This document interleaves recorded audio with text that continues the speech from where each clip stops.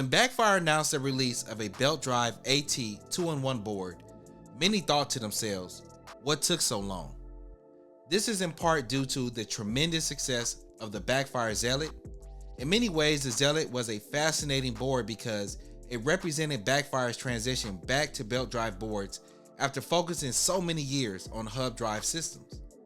Due to the Zealot's reputation of providing so much value and performance, many anticipated the release of the Hammer in hopes it would provide the same value and performance. So, how does the Hammer stack up against competitors? Does Backfire have a top tier 2-in-1 board? Does the Hammer represent an upgrade to the Ranger X3? My goal is to answer these questions and more, so hit the like button and subscribe and let's get into it. The Hammer's deck is similar to the deck on the Ranger. The deck flares out where riders plant their feet and provides a good base for carving, de-weighting oneself, and overall comfort. The deck has a slight drop down and slight fares toward the edge, which are helpful when carving and maintaining grip when riding on uneven surfaces or off-road. When viewing the sides of the deck, you will also notice that Backfire continued to have the audacity to wrap the sides in purple. Game. Blouses. Like the Zealot, the composite assists with shock absorption should riders lose control of their board and hit something. Underneath the deck is a unibody enclosure built for flex, which houses the ESC battery system and built-in lights. The Hammer and Ranger X3 appear to have a different deck. In my opinion, the Hammer has more flex than the Ranger. I do not know if this is because the X3 that I have is a pre-production model, but nevertheless, you can definitely feel a difference in the flex between the X3 and the Hammer. If I had to suggest which deck was more comfortable and safer and better for riding, I would have to say it depends on the rider and the type of experience riders prefer. When I posted that I had the Hammer, many asked me to address the topic of whether the deck is too flexible. And honestly, I think the deck is fine. Even though the deck flexes, it immediately returns to center. Generally, boards with poor flex sag and never return to center while the rider is standing on it. This is not the experience on the Hammer. I do think that some who ride the top speed may find the deck a little too springy, but for the average rider, I think the deck is fine. Backfire continues to utilize flanker double kingpin trucks, which allow riders to carve and enjoy the riding experience. Whenever riding new double kingpin trucks, I often have to tighten the trucks and bushings or replace the bushing so I feel stable and safe. The first day I rode the Hammer, I forgot my skate tool and the ride experience was challenging because I just felt unstable. But after tightening the trucks for subsequent rides, I was able to have a carefree riding experience. The trucks carve well and allow for sharp and tight maneuvers. As it relates to the trucks, I really don't have much more to say. The next components I want to discuss are the ESC and drivetrain. But before we do so, I want to share a little bit about today's sponsor, Shred Lights. Shred Lights are considered by many to be the top lighting option for portable electric vehicles due to the quick mounting system and interchangeability of the lights between boards, vehicles, and helmets. The lights are available in multiple styles including 1,000 and 300 lumen lights as well as the new SLFX color changing lights. Put some safety and color on your next ride by purchasing a set of Shred Lights. Use the link and discount code in the description to learn more and save some cheese. Now back to the review. The Hammer features the customized Hobbywing ESC with two main speed modes, Eco and Sport mode, and a third mode categorized as Turbo mode. Most riders will use Sport mode when riding because the board has good acceleration and speed, but the mode preserves battery and increases range. For more aggressive riding or hill climbing, individuals can use the Turbo mode. This Hobbywing ESC, like on previous Backfire boards, is very responsive when braking and accelerating. I found the brakes to be very good in sport mode and excellent in turbo mode.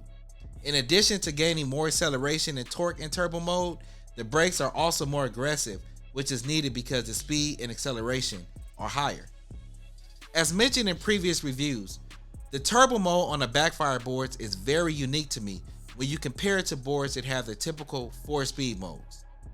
Riders can engage turbo mode with one press and switch to sport mode, the most common ride mode, with one press. This is distinctive from many other manufacturers who often assign turbo as the 4th speed mode. As a result, when switching between speed modes, riders have to click through several speed modes to get to the desired speed.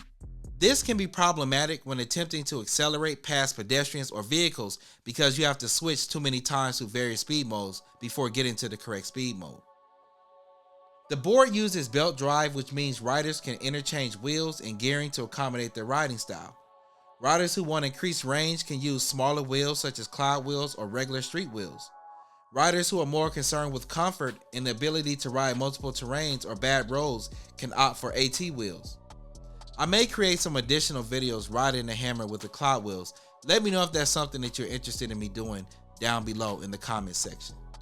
Backfire advertises that the board has a top speed of 30 miles per hour, which I believe is achievable, but that does not mean you should do it. Personally, I have never felt comfortable doing 30 miles per hour on a board with double kingpin trucks. I know it is a personal preference, but torque has always been of higher importance to me when riding boards, due to my weight and the fact that where I ride has lots of inclines. The torque will also be helpful if you decide to purchase that pull cable that Backfire also offers as an extended accessory. Outside of raw specs and performance, at times there are variables that should be considered when selecting a board. This is the case with the Hammer. Backfire has one of the best reputations from a customer service perspective. I cannot tell you how many horror stories I've heard about from individuals who purchase boards only to have these very nice boards turn into very, very expensive paperweights. And sad stories from individuals who have been completely ghosted when reaching out for customer support from various brands. I have been on the receiving end of poor customer service, which is why this topic is so salient for me. The Hammer not only comes with a 1-year warranty, but Backfire will actually honor the warranty. This is the key. Backfire won't leave you hanging. There are countless stories of Backfire supporting the customers when their boards malfunction. Here in Atlanta, a buddy of mine damaged his battery after being caught in a rainstorm. Even though he was at fault for the battery damage, Backfire still supported him by offering a hefty discount on a new battery. You cannot put a price on customer service that is actually honored. Secondly, I love the setup of turbo and how quickly riders can transition from turbo to sport mode with just one click, thus eliminating the need to cycle through 3 or 4 speed modes to get to the one you are looking for. Thirdly, I appreciate how Backfire ships the Hammer with extra screws and inner tubes should you get a flat while riding. Many other brands charge for additional inner tubes, so this is added value. This takes me to one of my favorite sections of my reviews, which is the nitpick section, where I share things where I think consumers should know about and things they should consider before making a purchase. The Hammer is a solid product offering, but like usual, I have some constructive criticism. The board ships standard with integrated lights that can be activated in turbo or sport mode. They are a good addition, but it would have been amazing if the lights were structured like the Zealot, as it would cast more lights and be even more visible. The lights as they currently stand are visible, but I love shining when riding, so I would have loved to have seen that additional lighting. Secondly, the Hammer is one of the best priced AT boards from a reputable brand, but I would love for Backfire to offer something like a Hammer Pro, which offers a larger battery for around $200 more. This will provide consumers the option to purchase the standard Hammer at a reasonable price or a more beefed up Hammer for a little bit more. Riders are always more interested in getting a little bit more range, so I think this option would be amazing. Finally, the flex of the deck, for the most part, is good. However, I do think some riders may feel it is too flexible when riding, especially at the top speeds. Nevertheless, I believe the deck is suitable for the vast majority of riders.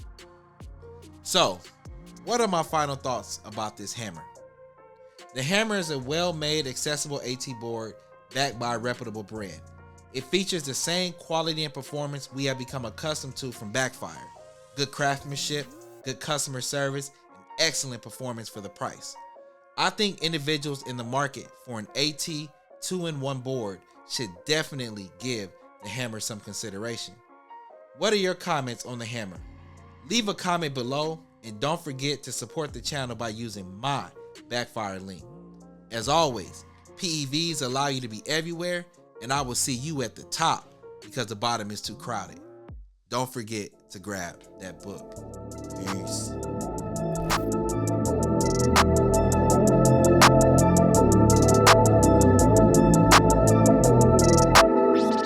Hello, my name's Jam and this is my dad Patrick, and today we're talking about our new book, The Adventures of Little Jam and the Electric Skateboard. It's a really fun book about our journey of learning how to ride electric skateboards, choosing the right electric